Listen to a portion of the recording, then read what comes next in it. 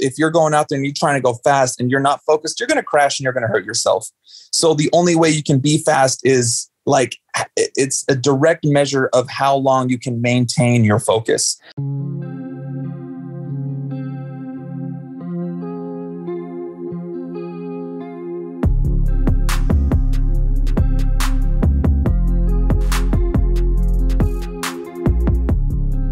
Welcome to the Conscious Investor. Let's get started.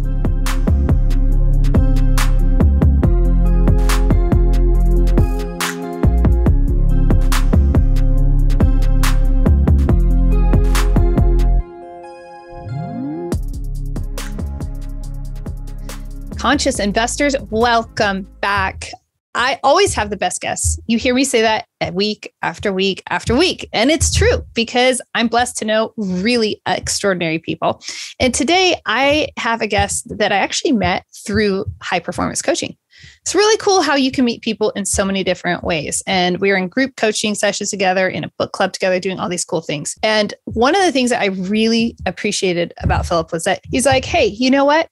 I can be a dissenting voice. I don't mind going swimming upstream and thinking about things. And so he brought this whole different depth to our book club because his perspective, he was confident in just saying like following curiosity. Well, what about this? What about that?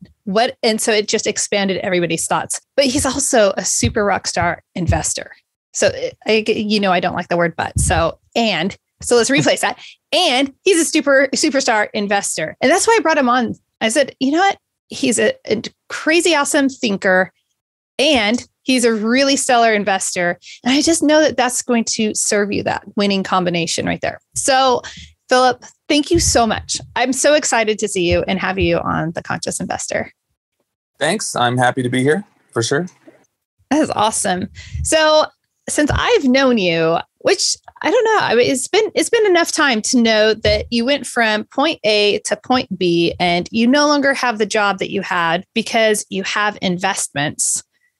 And really the top of mind question that I have right now at this moment is, how have investments changed your life? Man, that's a big question. So it kind of started out when I realized that there's a lot of things that I wanted to do in life that weren't necessarily related to my job or even having a job to make money. So one of the ways that it started out was that I'm currently involved in off-road racing, ATV racing. The series that I'm doing is called WORCS. It stands for World Off-Road Racing Championship Series. And there's a lot of really good guys out there, a lot of really fast riders. And if I ever want to be competitive with them, I need both time and money. If anybody knows anything about off-road racing, they know that it is incredibly expensive. It's like one of the most expensive endeavors you could ever take on. And, usually if you're working for money, time and money don't go hand in hand. They usually work opposite from each other. So that was one of the reasons why I decided to get involved in real estate and invest for passive income. That was probably the biggest motivating factor. And after, getting involved in these local real estate meetups in Albuquerque, New Mexico, where I live, my seriousness towards it really took off. So, okay. I'm writing down questions over here on the side because I'm just going to go down so many rabbit holes. It's going to be so much fun. But okay, so where are you at now with your investing? Like how has investing changed your life? Well, I was able to, let's back up. I used to work for the fire department, a small fire department here in Mexico. It was one of those jobs where at first I really, really liked it, but it kind of wore on me after a little bit. And it was a huge detriment to my freedom. In our particular situation, not all fire departments in this situation are the same, but in our particular situation, it's very, very hard to get time off. We're very short-staffed. We're being what's called force-held a lot, meaning since we're involved in public safety, they can force us to work on our days off if we're short-staffed. And that was happening a lot. And I wasn't getting any time to ride, any time to travel, any time to do anything that I wanted. So what I decided to do was quit the fire department, and I didn't retire. A lot of people think I retired. I didn't retire. I still work. I became an Uber driver instead. And people are like, why would you quit the fire department just to become an Uber driver? Like, you gave up your retirement. You gave up so many things. But people don't realize I did it for to gain more freedom, because with being an Uber driver, you can make your own schedule. And what backed me up, because I am making less money as an Uber driver, what backed me up and allowed me to do this was my real estate investing, cash flow from my real estate investing. If I didn't have my real estate, there's no way I could have done it. And I would still be stuck at a job that was a major detriment to my freedom. That is crazy awesome. And by the way, most people don't realize that, granted, Uber has recently kind of changed some of their bonuses and things like that, but Uber drivers are compensated.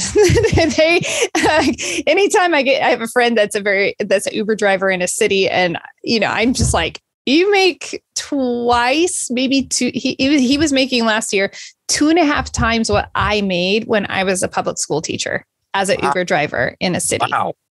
Holy crap. Yes. I am like, moved to a city and become an Uber driver. Schedule that's hard to pass up. I know, right? So I think when people hear things like that, it's like, there are lots of ways where you can pivot and shift. Now, I have to say, high five. I am so inspired. I mean, I've been inspired by you for a long time, but I just love that I didn't retire. I just shifted jobs. Mm-hmm. And sometimes, and some of you conscious investors listening right now, you may be at a point where you're being offered a pay rate or a position, right? Like, oh yeah, I can keep climbing up the ladder. And here's a position. I have a friend that passed up 3 opportunities of upward advancement that would have, been rewarded and compensated well, but they would have sucked time. And that friend was involved in investing and knew that was the path he wanted for freedom. And now, I mean, he's completely set. So I'm like, I admire that so much, because some people, their egos are so, their egos are in the way. Yeah. So crazy. Did you get heat for that? How many people, you mentioned that some people are like, you left. Yeah. How was that? And how did you manage that pressure? I got a lot of heat, especially from people in the fire department, like a ton. I mean, I was literally called stupid because I was doing what I was doing. Like, yeah, they called me stupid. They were like, I can't believe you're doing this. Like, you're giving up your retirement. And I said, if you're working a job strictly for the retirement, then you need to quit. A retirement alone is not enough to work a job, especially a job like the fire department. You have to really care, like working a job at the fire department, and then care about people. And I was a paramedic and I was married to an ambulance. And if you don't care at that job and you're strictly there for a retirement, 20 years is going to last. It's going to feel like 50 years by the time you're done if you're only there for the retirement. So I thought that they were stupid, that was their reason for me. Did you look at them? This feels like a playground dispute, like, you're stupid. No, you're stupid. Working for the fire department is like high school all over again. It's like high school for 20. That's really what it is. So why I left too. Oh, I love it. Okay. Yeah. So tell me about some of the thinking, like that mindset that gave you the strength to make those decisions. Well, it all went back to my real estate. And I knew that I always had that as a backup. And I don't know, I was confident because I had been doing the real estate since 2017. So I was confident in how much money it can bring me. I was confident in, if I lost a tenant, how easy it was to get another one. I was just confident in the process because I had, previous 4 or 5 years of already doing it. So that's really what I was relying on. And I had also driven for Uber on my days off from the fire department as a test. So I knew how that worked as well. So I don't know. I just figured that it would work. I love that you like sampled the waters. Well, you knew on the investing side, you had that all buttoned down, but I didn't know that you had sampled Uber driving. Like, okay, let me just see what this is like. Let me see. Right. Okay. All right. Yeah. Seriously. Everybody's wondering, what is it like being an Uber driver? All the different people. Come on. Everybody wants to actually hear the real thing, right? We'll just see this as a sidebar. I don't have any super, super crazy stories. I did have a guy urinate in my car once. Oh my God. Okay. He didn't do it on purpose. He was an old elderly man. He didn't know what was going on. So pulled on me. I haven't had a knife pulled on me, like nothing crazy like that yet. I'm expecting that it might happen. Like I just put a camera in my car yesterday just in case that sort of thing happens. But I don't have anything super crazy yet. I really don't. I've only been doing it since February. So there's still plenty of time for that sort of thing to happen. So do you enjoy the, just different people that you see as you're driving around and everything? Absolutely. The best part about the job by far isn't even making my own schedule. It's the people I meet. I meet a lot of very, very cool people every day. A lot of cool locals, a lot of people coming in from out of town. Albuquerque is a very up and coming city. It's growing like crazy. Just ask Jens. He knows all about it. There's a ton of things filmed here and it's just growing, and it's a very up and coming city. It's becoming very popular. It's very cool to see. And I'm like part of all that because I'm investing and I'm driving all these people around and I'm learning a bunch of cool things. It's a very cool combination. I never would have got this in the fire department. That's so cool. Oh my gosh. Okay. Another sidebar question. I had to look over here because I wrote it down because it's important, but racing is interesting. Mm-hmm. I mountain bike and I love the adrenaline. I love the clarity it brings my mind, but how did you get involved in this type of racing that you do? And how does it benefit you beyond the racing part? How does it benefit, psychologically and just your mindset and things like that? So, I grew up in a small town in New Mexico. I was born in Phoenix, but I grew up in a small town in New Mexico called Reserve, New Mexico. It's a population of probably 250 people. Very small. It's in the Gila. It's beautiful. If you ever want to visit there, just don't ever live there. There wasn't much to do. My grandpa had an ATV. I would always want to go ride the ATV when we would go visit. So that's kind of how I got started. And then I ended up just wanting a fast one. And then eventually, once I realized that they race these freaking things, that's all I could think about doing. So that took off inside of me, right? That's what I wanted. And when I go out and when I race and when I ride, if I want to be competitive, it really challenges your focus. Because if you're going out there and you're trying to go fast and you're not focused, you're going to crash and you're going to hurt yourself. So the only way you can be fast is it's a direct measure of how long you can maintain your focus and not worry about who's behind you, and not worry about how bad your back hurts or how tired your arms are. It really, all of these things just challenge your focus. And that's probably the biggest factor that it's had on me. I get a huge adrenaline rush when I do it. That's definitely part of it as well. But it's the focus and the presence that you can maintain out there. You have to just not worry about what anybody else thinks. If you're in last place, which I've come in last place plenty of times, you just got to not care and focus and be present. That's really what it challenges. Those two things the most is my presence and my focus. That's incredible. Because to be successful at anything, those are two critical elements right there.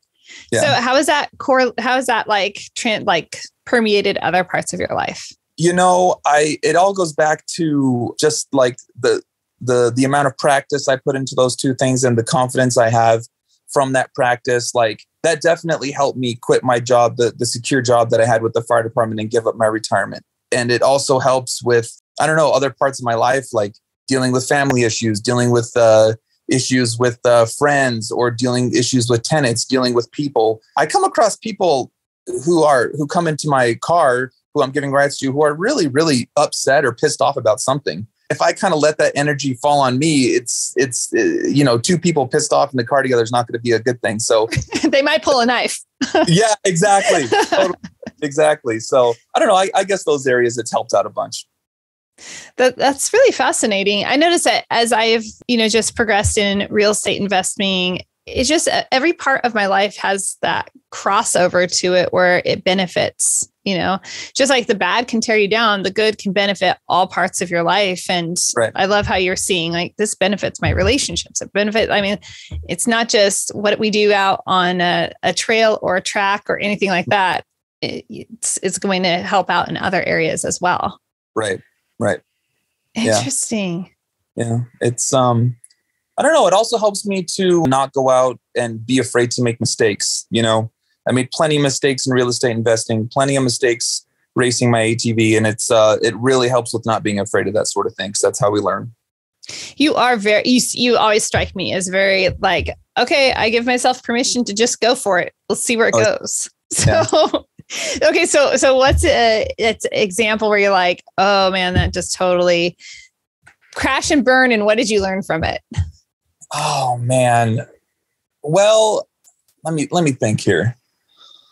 I guess every time I'm out racing and I'm not present and I'm not focused, I'm just falling behind. Like I'm focusing on how bad my back hurts or how bad or how tired my arms are. And I'm falling behind. And it looks like I'm not fast enough to be in the class that I'm racing because I'm falling so far behind everybody else. And it's not because I don't have the talent. It's not because I don't have the strength. It's because I'm not focusing.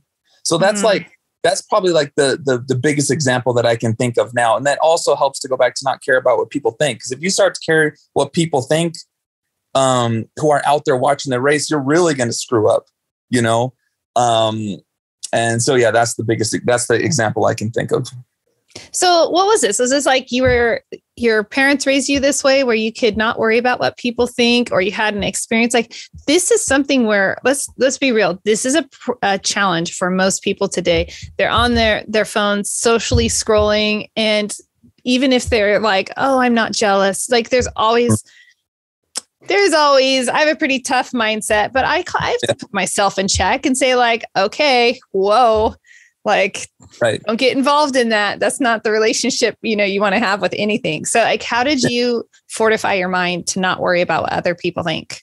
Well, I think it's just a necessary ingredient for success. I think it just came to me naturally. Like if I want to be good at something, that is the only option that you have. So I think it just, it came to me that way. I didn't think about it beforehand. It's something that came through during the process. Yeah. So that's cool. It's part of the process. Yeah. Right. I'm sure a lot of people out there would agree with me. Definitely. That's interesting. I was listening to a podcast this morning and I'm looking down at my phone because I want to give props to it, but he was talking about the process in it. Jeff Stevens' podcast, Racking Up Rentals. And we were going to do a podcast swap. I think he reached out to me and so I said, send me your favorite podcast episode of yours. I want to listen to your podcast. And really, it was like this entire portion right here of, going through the process and been, like growing through the process. And that's the benefit. Another benefit or another echoing that again, I'm reading the book, How Are You Really by Jenna Kutcher. And she has a quote in there. I think it's from Madeline L'Engle. I think that's who it is. But she's talking about that creatives, it's not about the final product. It's all about the process. Totally. Right? Yeah, definitely. And then we go into the book, The Alchemist, and it's all about who we're becoming and everything. So that's really cool when you see somebody real life, real time. It's like, no, it's the process. It's all about the process. Yeah, right. Totally. Oh, I love it. Okay. So how about like a biggest, victory where you're like, oh, you know what? Because of the process and because I grew into this, I was able to accomplish this X, Y, or Z. That's a good question. Oh, so I know when I first started out racing, I was having trouble clearing, like when we go out to the motocross track, I was having trouble clearing like the biggest jumps out there. And it happened because I was just thinking about it too much. But in the race and when I'm focused and present and I'm out there racing with the other guys, it was like no problem. It's like I didn't even think about it. And it was because I had my focus. And there's probably been a few other times out there on the track, like smaller instances than that, but that's the one that comes to mind for sure. Trying to clear the big jumps, definitely. Oh, I love that. There's this one mountain bike trail around this lake. And at the end, there's a creek crossing and it has it's probably 1 foot wide plank that goes across, but it has a little lip at the beginning and you'd fall down into a rocky creek. And mentally, I still have not been able to go across this. Yeah. And I keep thinking, maybe I just need to go with some of my buddies and follow them across and just keep the focus on it. But every time I'm like, go down this hill and I approach and I just like stop. And I'm like, I can ride that. It's all mental. It's like my level of focus and presence and everything. I'm like, I just get lost in my mind and imagination of what can happen. I actually know people that have fallen and hurt themselves. So I'm like, I don't want to be like them. Of course, that mine definitely all the time. Yeah, that's cool. So what are you going to do? Where are you headed with racing, investing, and things like that? Well, racing, I definitely plan on moving up as soon as I feel like I'm ready to the faster classes. But with investing, I'm open to. I've kind of stuck with one thing that I'd be happy to talk about. I'm open to other avenues, but investing, what I'm doing now is something in Albuquerque that we call shared residence. Meaning, so what I do is I buy 5 or 6 bedroom homes and I rent out the rooms inside of the house, individual units. And it's a great way to, there's a lot of benefits to it, to both the landlord, to the investor, and the tenant. As far as the tenants go, they have great place to live for fairly cheap, inexpensive rent that isn't in the rougher parts of town, or in Albuquerque, call it the war zone. Jens can tell you about that as well. And, there's a sense of community there because you're bringing a bunch of people who don't even know each other together. And there's also a great sense of safety there because if you have somebody at the house almost 24/7 with 5 people living there, the chances of somebody breaking in are very, very slim, totally slim. It's also a great way to get a single family home to cash flow more than $200 or $300, which is the numbers that I usually hear when you rent out a single family home to a family, right? With this particular business model, you can get cash flow of anywhere, up to $1,000 up to $1,500 a month from a single family home, which is really, really good, which is great. And it doesn't put, one huge rent payment on one family to make, which is a lot of pressure and a lot of stress on that one family, especially if they have kids. So, and then you also have 5 layers of protection. This is what I call 5 layers of protection before zero, meaning 5 people would have to move out of the house without replacing them before you have no income coming in at all. And 3 people would have to move out of the house before replacing them before you hit a negative number. So there's a lot of protection for the investor that way. Low chance of your house being damaged by an angry tenant, because if you have other people living in the house, they're not going to allow that to happen. And I don't know, there's a lot of benefits to it. And I plan on expanding there. I'm always looking for funding, private investing, long-term private money. And I'm searching for that now. And as soon as I can find that, I think I'll be able to scale and expand. That's really so cool. Yeah. So really, essentially, what the cool thing is, it's not arbitrage, but it's so creative because basically you're creating your own multifamily. This is, you just solved the problem this is why I don't invest in single family. I stopped the whole single family world after our second daughter we only have one, after our second child, my daughter, was born, because it's like, golly, I feel so vulnerable and I don't like this one resident and, one door. And what if I have a vacancy? And I just went down that rabbit hole. Right. And so, but this is a way to resolve that, to overcome that mental hurdle. And when we think about the lack of housing available in so many communities, right, turning a home into and renting, out those individual rooms, that could be a great solution. Yeah, I agree totally. Cool. The first thing that comes to people's mind when I do this, when I tell them what I do, they're like, well, don't you have like personality issues, people fighting, people arguing all the time? And yeah, it does happen, but probably 80% of the time, 85% of the time, people get along like they've been friends for, 10 years. It's crazy how it's really, really awesome. So that makes a lot of sense. In this culture that we're in right now, where everybody's on screens, but people aren't actually meeting that need for human connection, like real, genuine, sincere, and with family units disintegrating on a regular basis, like you almost create this interesting situation where people have community, and it's unlike an apartment complex because you can close your door and everything. But if you're going to have to cook, you're going to cook your meals, you're going down to the kitchen where everybody else is. Right. Totally. And it's funny that the family issue, like the disintegration, I think a lot of that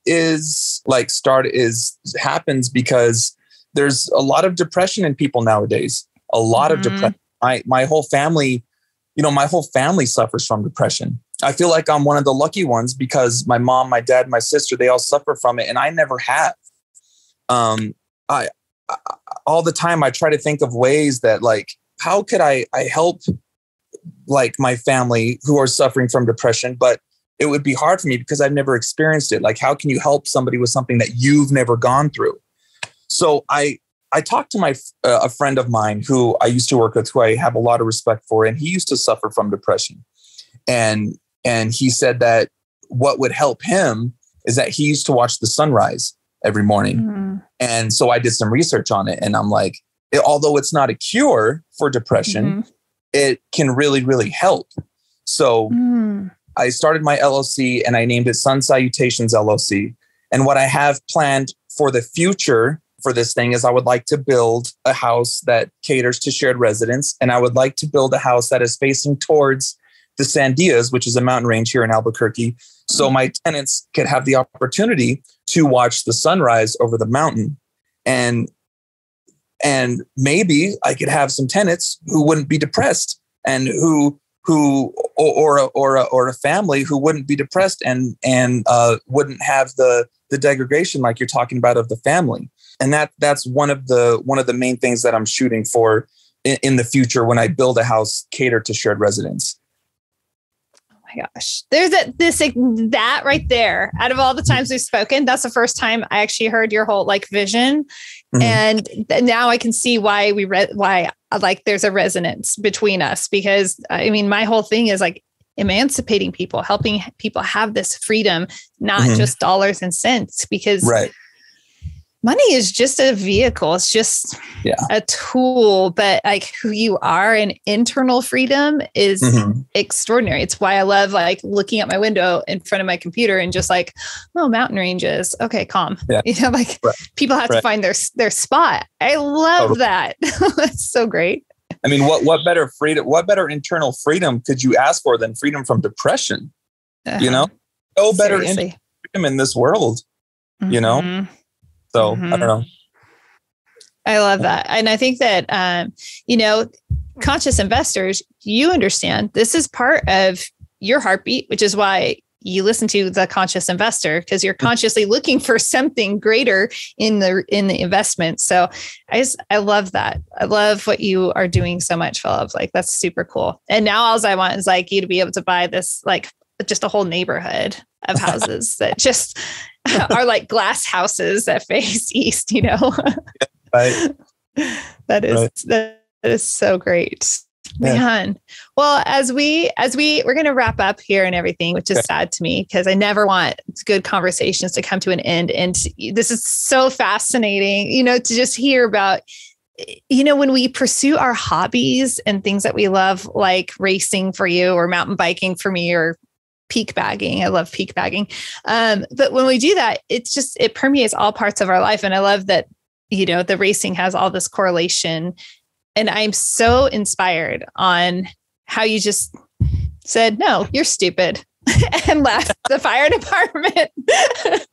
I feel like I just want to take a screenshot and put a meme, like put a little, no, you're stupid behind it. I don't know. Mug, t-shirts. We have a whole line. Tell them. Yeah.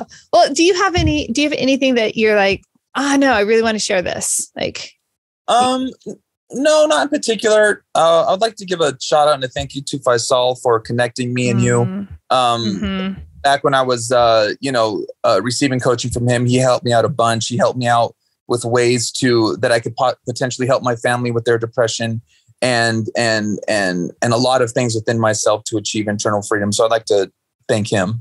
Oh, and thank you for connecting me to Faisal too. So it kind of happened in that chain. Isn't that amazing? Yeah. It's so amazing. And everything that we need is just when we're honest and open, we can get what we need from the people around us. And it's absolutely amazing.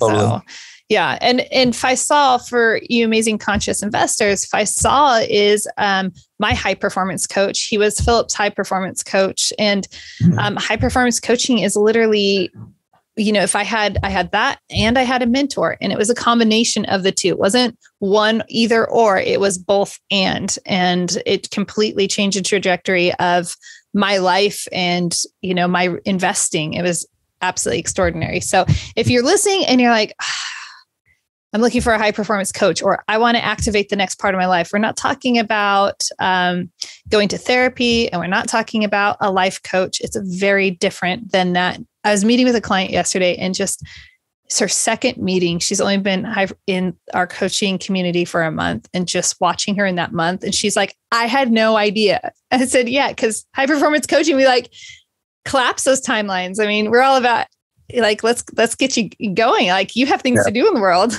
So, right. So exciting. And Faisal is just absolutely extraordinary. Right. I agree.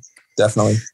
Amazing. Philip, you want to connect? You want people to connect with you and hand you a boatload of money so you can buy that house? Sure.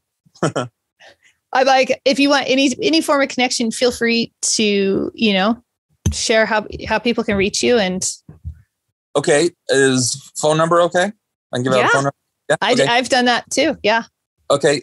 Phone number is 505-366-9083, or you can reach me at my email, Sun Salutations LLC @yahoo.com. I love it. And no, you can tell Philip is not a Yahoo. He's also not stupid. Okay. I just haven't heard of Yahoo in a really long time. So I took the bait. Okay. I had to go back to being like 13 for a second. Yeah. I don't think I've changed it since I was 13. I think I'm stuck with Yahoo. I love it. Philip, thank you. I appreciate your time. I appreciate you coming on The Conscious Investor, and you amazing listeners. I appreciate you so much. I appreciate the time you take to listen. And if you gained anything from Philip, shoot him a text message and just say, hey, Philip, that was so cool. And let him know what it was, because trust me, it makes a difference, because you have no idea unless people tell you. And you can let me know. And then it will also reach Philip by leaving an honest rating and review. And that allows this episode to spread to other people, to encourage and inspire and help them activate their next best life. So amazing investors. Please remember, adventure belongs on the trail, not in your investing and not in your personal life. So let's keep the adventure where it is. If you need any support with, investing or high performance coaching, make sure my contact information is down in the show notes, and schedule a time to talk.